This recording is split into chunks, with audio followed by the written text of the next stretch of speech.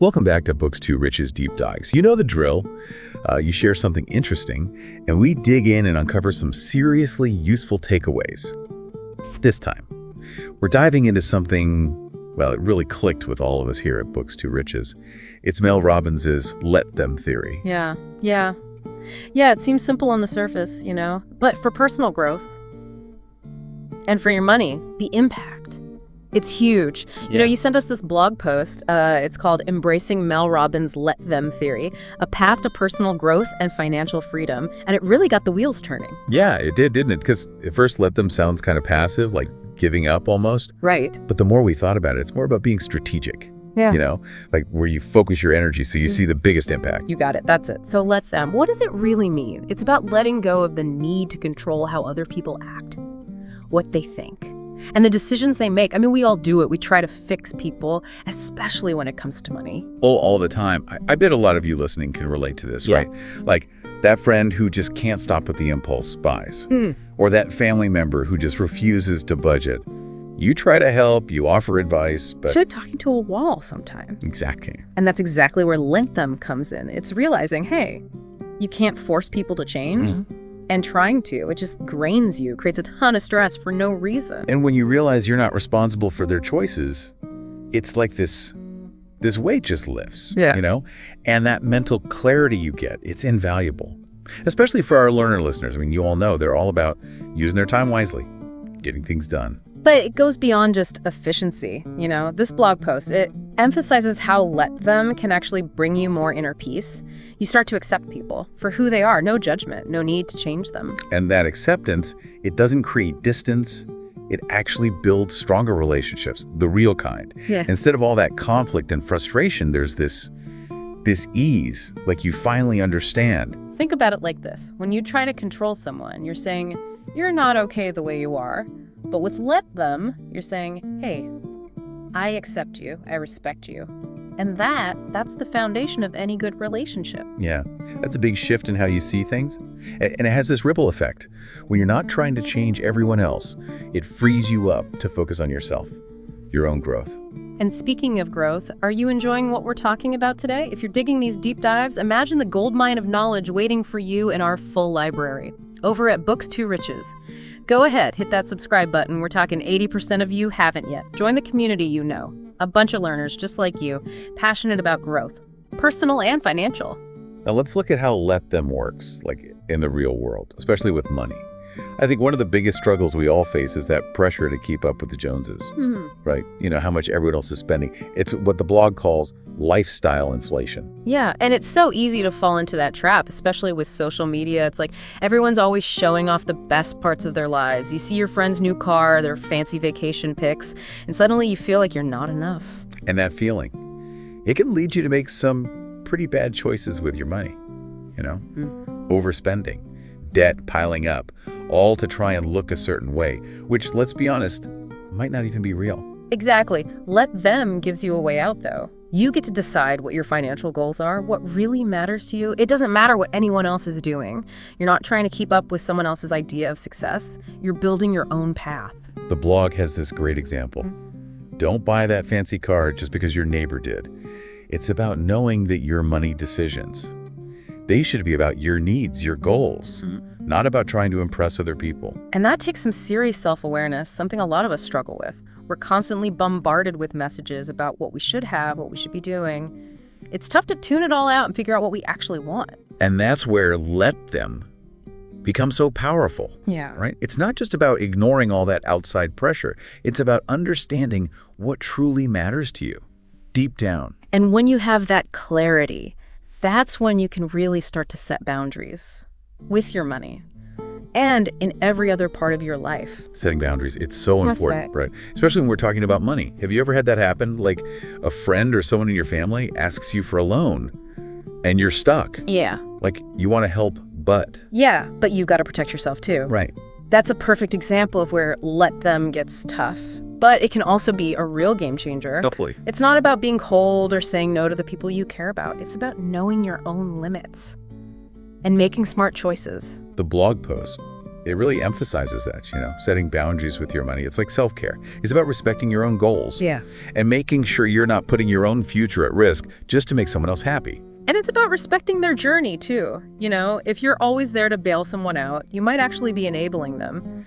Sometimes the best thing you can do is let them deal with the consequences. Yeah, that's hard, but true. So the blog post, it gives you 5 steps to actually use let them in your life. We've talked about recognizing those control triggers and focusing on your own goals. What other steps really stood out to you? Well, one is mindfulness. Being really aware of your thoughts, your emotions, how you react, especially when those control triggers pop up. The blog post talks about meditation and journaling. Like, those are the tools to build that mindfulness muscle. Right? Yeah, exactly. So meditation, it gives you space. Yeah. Between your thoughts and how you react. You see that urge to control or fix, but you don't have to jump in. And journaling. It can be so eye-opening. When you write down your thoughts, your feelings, you start to see patterns, especially with those control triggers. It's true. So let's say you always feel like you have to give your friend financial advice, even if they don't ask. Journal about it. Why are you doing that? Is it because you really care? Or is it something else? Maybe you need to feel like you know more, or you're in control. Wow, that self-awareness is huge. Yeah. You can handle situations so much better when you understand yourself. Absolutely. And another big step, Wow. well, it's setting those clear boundaries we were talking about. The blog post gives you some good tips, how to communicate those boundaries with money and everything else. And it talks about being assertive but kind. Right. It's not about bossing people around. It's about being clear about your needs, what you expect. For example, let's say you've got a friend who always asks for money. You can tell them you care about them, but you can't lend them anymore. Maybe offer to help them in other ways, like help them make a budget, or find some resources for financial counseling. You're finding that balance, helping others, but taking care of yourself. It's not easy. Right. And remember, boundaries. It's not a one-time thing. You got to keep communicating. As things change, you got to adjust. Which leads us to the last step, right? Reminding yourself over and over. Let them. It's not a light switch. It's something you build up over time. You got it. You're going to mess up those control triggers. They'll get you sometimes. It's totally normal. It's part of the process. Yeah. The important thing is to notice it. Don't beat yourself up. And gently bring yourself back to that let them way of thinking. Maybe you have a mantra, something you say to yourself, or a picture on your phone, or a friend, someone you trust, who can help keep you on track.